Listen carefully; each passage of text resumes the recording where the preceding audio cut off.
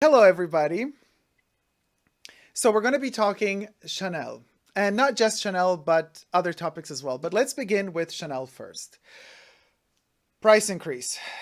I actually prepared for the occasion my little notebook full of texts and topics, things that we have to touch base on. Because, first of all, I hope you're all safe. I hope you're all in the best situation possible, imaginable. I hope that none of you got sick. I hope that everybody really is managing this as best you can. I know I am. I'm trying to stay fabulous, even though closed indoors and what have you. You know, we can't use certain words in this live stream because otherwise YouTube is going to demonetize us. Basically, that's the thing. Okay, but anyway, this is the thing. Right now, when certain countries in the world are slowly loosening up the grip in terms of the situation that we're going through, you know, stores are starting to open, people can leave their houses bit by bit. Is it a good idea? Is it a bad idea? We're not going to touch base on that. What we're going to touch base on right now is Chanel is deciding, amidst this terrible situation where a lot of people are also struggling with money, to up their prices just like that. Oh, hooray. And yes, it's official. I spent over an hour with my sales associate today on the phone discussing, trying to figure out what is happening. I got the news for you guys. So what is happening, May 11th, that's official. May 11th, which is a Monday. Next Monday, price hikes from 7 to 17% on their classic bags. And guess what else? The 19 bag, which was literally just released 2 seasons ago, is considered already a classic. I'm not a fan of the 19 bag. I think the chain is too chunky, the whole shape of it, it's very 2020 or 2019, and it's not going to age well, just like the boy ain't aging well. But so the boy will be upped, the 19, the Gabrielle, and of course the Timeless Classics and the 255 reissues. Which bag will receive which percentage of markups in which country, that is still debatable. We're still going to figure it out. Now, this is my first issue, right? Well, first of all, let's say hi to whoever has seen me already starting to blabba. Hello, everybody. MK, Gurcharan, Singh, Rich Mitch, how you doing? Luis Martinez, Kia Dora, hey Kay, how's it going? Caleb, hi, how you doing? Okay, Lucas Goddingen. All right, listen. Hi, everybody. If you go to the Chanel website in France, you get to see a note, a notification. They post in French, and I can tell you what it says. It says they're very proud to say that they're not going to take the money of the government subsidizing or helping them through this issue that we're going through. So they're not going to take the money from the government. They will pay, however, they will close all their stores, but they will pay all of their workers full salaries, which is cool, right? But they pride themselves in saying that they're not going to use the taxpayers' money because at the end of the day, if the government funds you, where does the money from the government come from? It comes from taxes. So they said no to that. They're going to pay the salaries of their workers in full until they reopen. But to me, it seems as though if you're going to up your prices for Monday, who's going to pay those higher prices? The taxpayers, your clients. So at the end of the day, it's still, you're going to bash it on your clients. Now, it's kind of a double moral, you could say, or a split moral, you could say, because, I mean, on one end, you're saying you don't want to, you don't need the help. You can manage through this situation, the hardships, the economic hardships that follow after the lockdown is loosened up. But then, as we see a flicker of light at the end of the tunnel, and economy is going to start again, and people are going to go out again, and then the first step you do is you up your prices. At 17%. Now, if it's true that this goes all the way up to 17% for most of these bags, we're talking markup at the level of 2015 when Chanel did their historic, huge, what they called harmonizing globally their prices. They went a little bit down in Asia. They went 20% up in Europe, and America stayed more or less the same. So they kind of tried to harmonize across the entire globe their prices. Well, now it's a mess. The prices are going, since 2015, they're kind of shifting apart, drifting apart more and more. And we're going to see what happens now with this price increase, if in every country and how much. So the double standard here of saying we're not taking money from the government, but we're taking money from the people. Now, I know this is a first world problem issue. Who cares? I mean, you might not be interested in, Chanel, so but in that case, you wouldn't be watching me. But so that's one point I have. Then, oh, let's say hi to a couple of people. Sorry, I'm just checking the chat and talking. It's I'm multitasking. A girl's got to multitask. Brandon Fernandez, how you doing, sweetie? Then we got Mary Penisi. How are you, sweetie? And Ducati. Hi.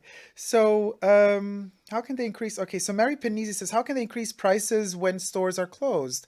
I live in New York and you can't buy Chanel anywhere here.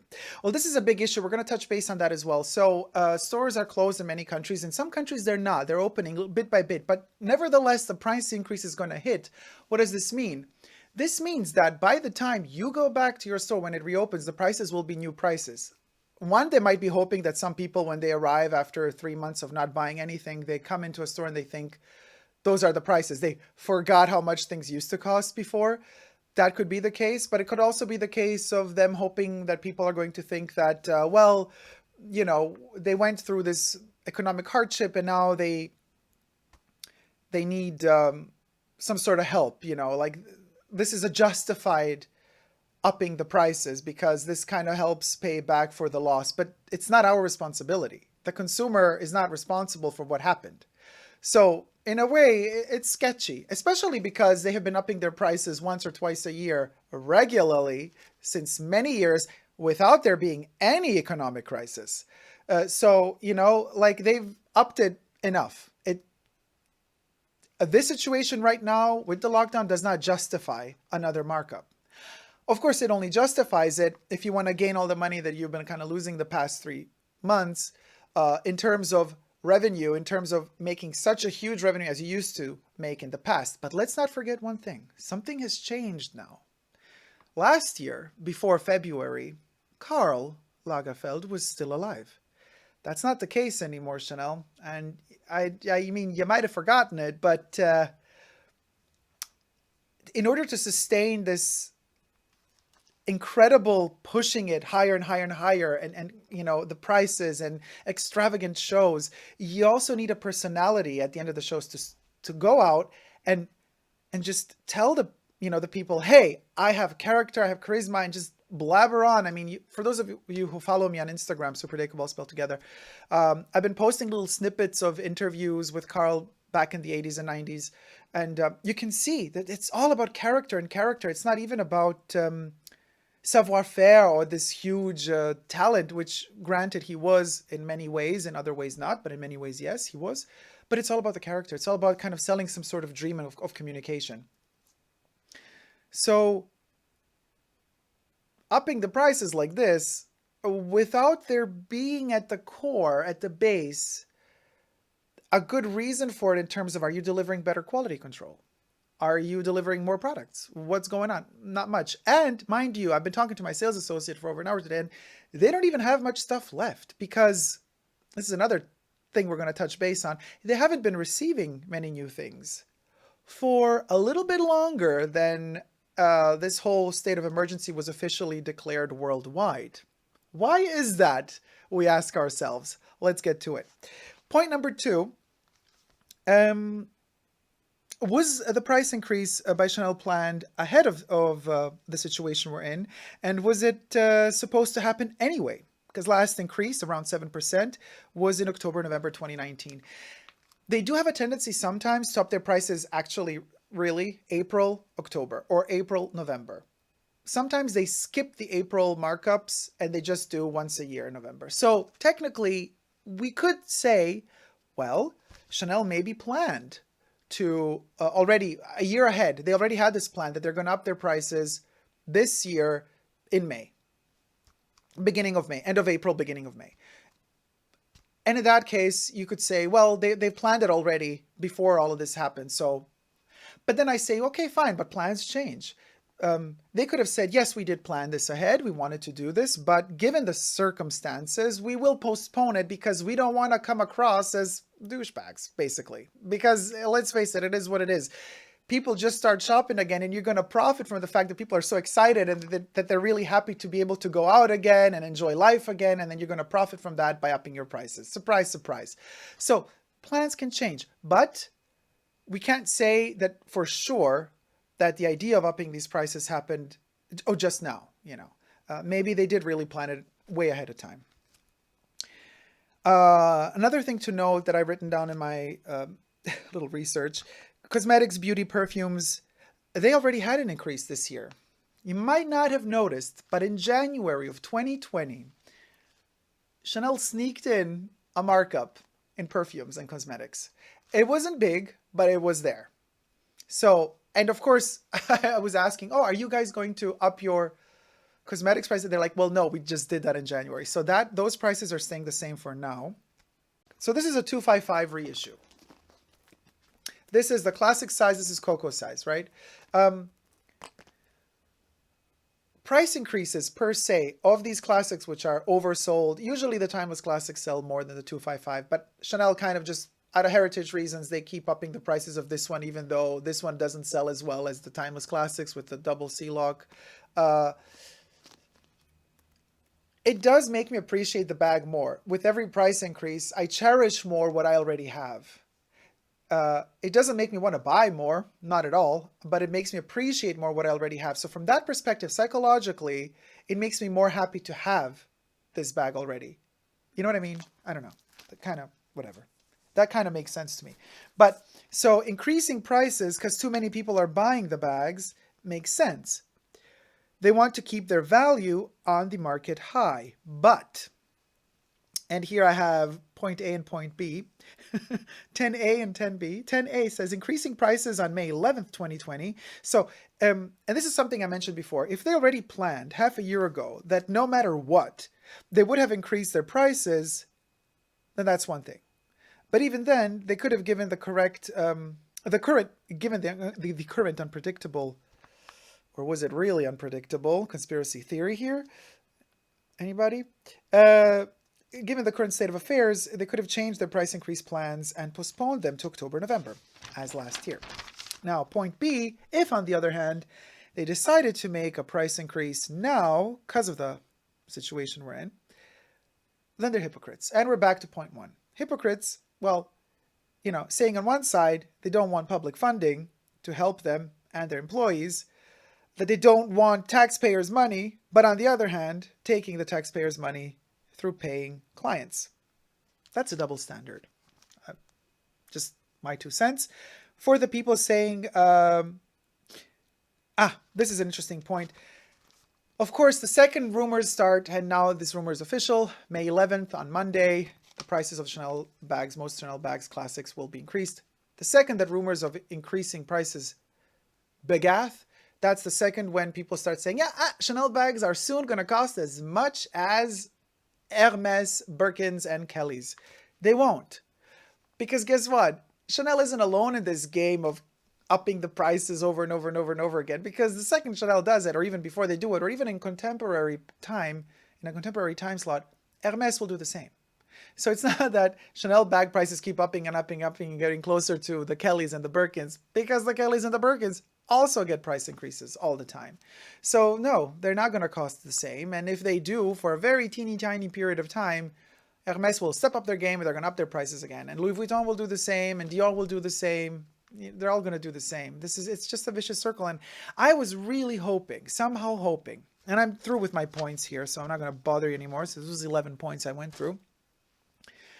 I was really hoping that given the situation, all of these brands would rethink their strategies, that they would rethink their approach to their clients, that they would rethink the approach to their fellow workers, that the people that work with them and for them, that they would take this time and see it as an opportunity that we had while we were in lockdown, we still are in many cases, that they would take this opportunity to better themselves, to better their chains of production, to better the whole concept of what luxury really should mean and means, and to focus more on local economy, to focus more on clients in the local area. Why do you have boutiques open up in the entire world? You open them up in the entire world for a reason. I mean, in every city, you want to focus on the clients in that city. You know, why open a boutique in Singapore and open one in let's say in Rome, and hope for the people from Singapore to travel to Rome and buy your stuff in Rome? They can buy it in Singapore. That's why you opened the boutique over there. Why did you open it over there in the first place then? So, but what we're witnessing is more this tendency of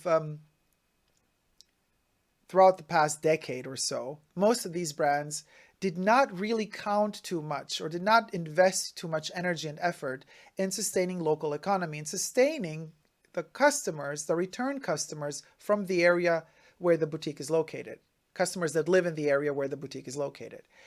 And this has caused damages. Irreparable damages, we don't know. It all depends again on the image of the brand that we're talking about. But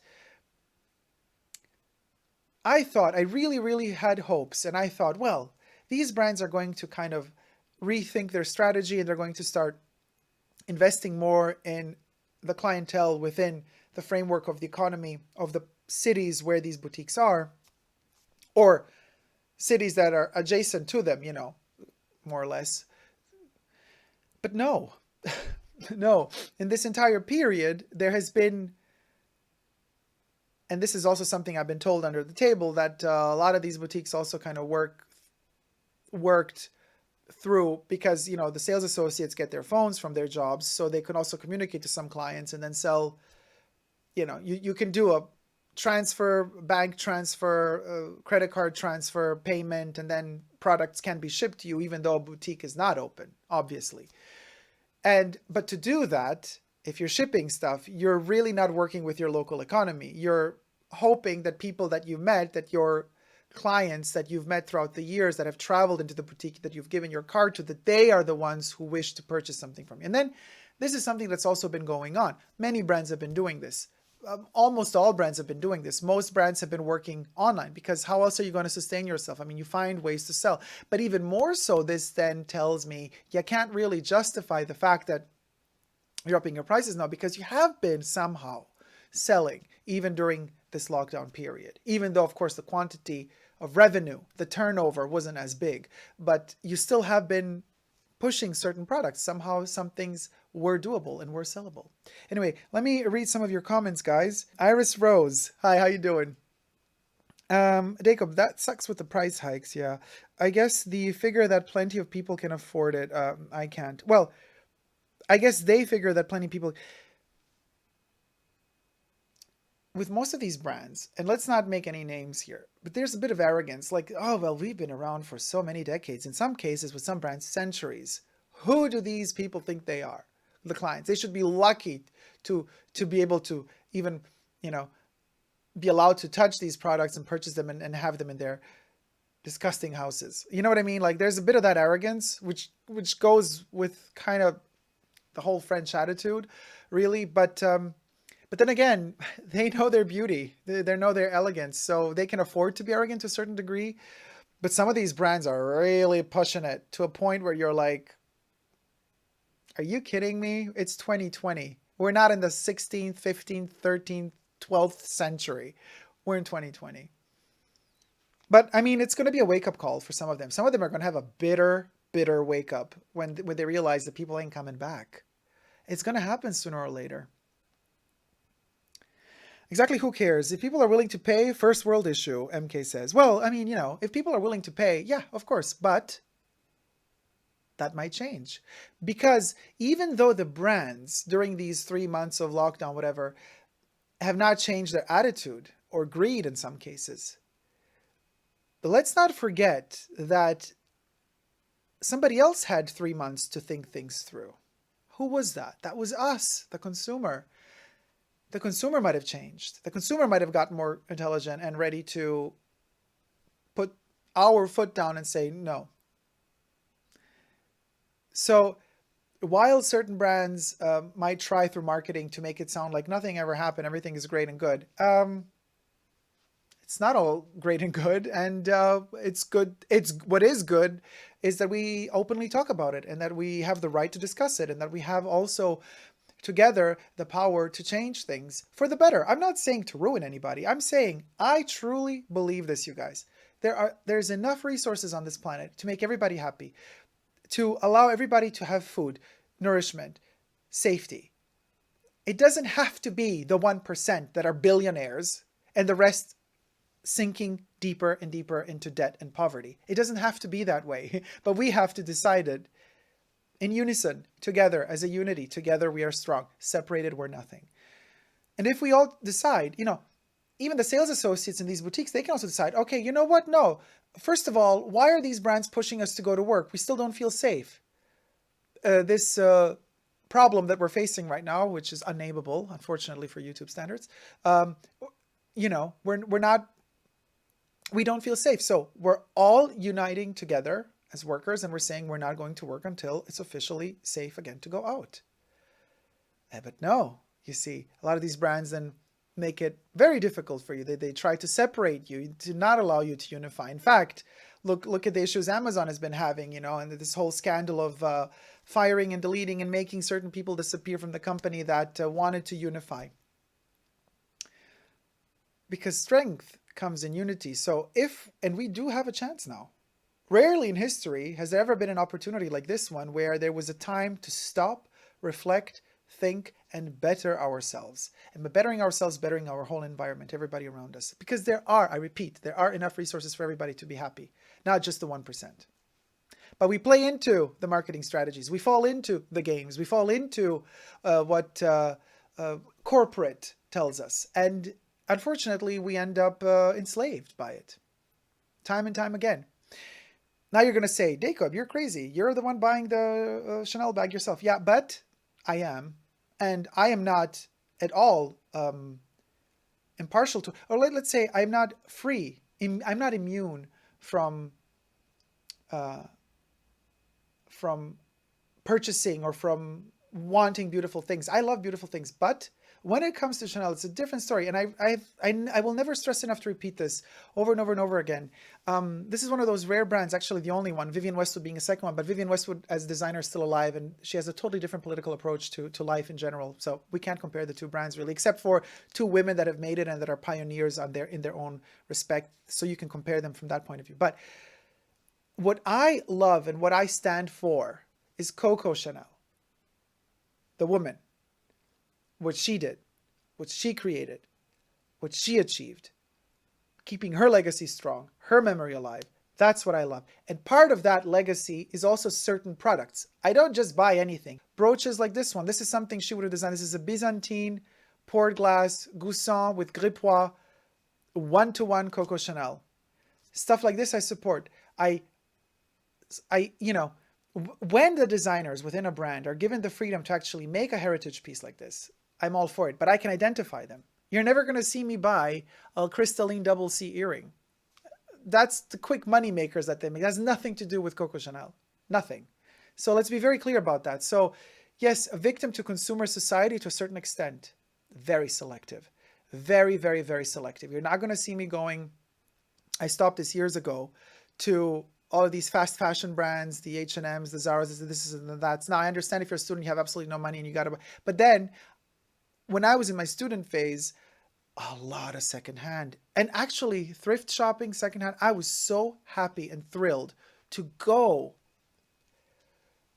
hunting, digging into these boxes of things, thrift shopping, vintage shopping, discovering treasures. For me, it was actually the hunt that was way more fascinating and energetic and empowering than actually buying a piece. It was the discovery. It was like being there and finding something that was mesmerizing, that would just like make me go, somebody made this in the 50s, 60s, 40s, 30s, whatever, and it would be mind-blowing. Similar happened to me when I first in my life smelled Christian Dior's Poison. and this is something I miss in perfumery today. When I first smelled Poison, I kid you not, I kid you not, I felt like, what world is this coming from? Because I could have never, prior to smelling it, I could have never conceived that smell. You know, in my olfactory memory, vocabulary, in my olfactory world, it didn't exist. It's as if in that, you know, we're talking 80s here. It's as if Christian Dior just placed something, delivered it from another world, another time, another space, another reality, and just said, here, Dacob, smell this. And I was like, wow, it changed my world, because it changed my perception of reality, because I've never smelled something like that before. Now, it's been decades, you guys, decades that I haven't smelled something that game-changing. And same applies to design. It's been a long time that I haven't seen something game-changing, you know? And the more time passes, actually things and brands are playing it more and more safe. So, and Mariam Al-Subay, I'm a huge Chanel fan. It's a bad time to up their prices. It just looks bad. Yeah. Luis Martinez, yes, even Louis Vuitton just had a price increase. Okay, so they're all playing the same game with us. I mean, yeah, guys, really? This is the worst time to do something like this. Oh, Louis. And Louis Vuitton, as of late, losing interest in that brand, hardcore. MK says, which double standard do you think they will take from the average taxpayers? No, of course, this is the thing. When brands have a price increase like this in a situation like this, which is a very rare situation to have, of course, every client, every customer, unless these customers don't get their money through sketchy ways, but if they're normal citizens, legal citizens, they're paying taxes. So at the end of the day, it's the client who has to pay for the price increase. And if you're justifying the price increase by saying, well, because we didn't ask any funds from the government, we're asking them from our clients, when I'm like, but it's the same. At the end of the day, I know that if you take the money from the government, you get taxpayers' money also from taxpayers that would have not purchased anything in your store. On the other hand, if you're upping your price, you will only receive money from the people that wish to purchase from your store. So from that point of view, it's a little bit less bad, the gesture. I get it. But could you imagine had they asked for the funding and did the price increase, which maybe some other brands did do? And that would have been really sketchy. But thank God they didn't do that. So that was at least noble. You got to hand it to them. That's a good thing. They did not do both. Could you imagine, though? Yes. So Marie Penisi says Louis Vuitton has increased its prices already, sadly. And Daniel says, I suppose an announced price increase creates a surge of buying in the brief few days between announcement and increase. Yes, it does. It's not officially been... you see, they do this subtle way of kind of just leaking the news, and then we, the clients, spread it for them like wildfire. So it's not officially been announced. It's all a big secret. It's all hush-hush. But yes... So if you do ask your essays, they kind of tell you like, yeah, we're not supposed to tell you, but we're going to tell you. Another problem is, since no new stuff has arrived to these boutiques since months, it's not like now there can be a rush of people buying. There's not much left to buy at this point. Pardon me. They're expecting new arrivals first. So it's literally like, it's almost like saying, we're going to increase the price now for when the new stuff arrives. Kind of, because as of now, you're buying leftovers. It's been 3 months that I haven't received anything new, so. No shops will be open before the price increase, though, at least in France. Yes, I've heard that. That is true. So it's even more sketchy, to get you don't even have an opportunity to. But I have heard that in France, the sales associates communicate privately through WhatsApp or whatever with their clients, and they can sell even though the stores are closed. But this is alleged, I have to say. Caleb says, yes, selling and communication between clients and sale assistants on WeChat has been very prevalent, even more so lately. Thank you guys so much for watching, for tuning in. If you haven't already but wish to, consider subscribing to this goddamn channel. here on the YouTubes. SUPERDACOB also all spelled together on Instagram, Facebook, Twitter, and Patreon. And by the way, for the occasion, I would like to thank all my patrons for helping sustaining the channel, keeping it alive, because it really means the world to me, especially in these trying and hard times. You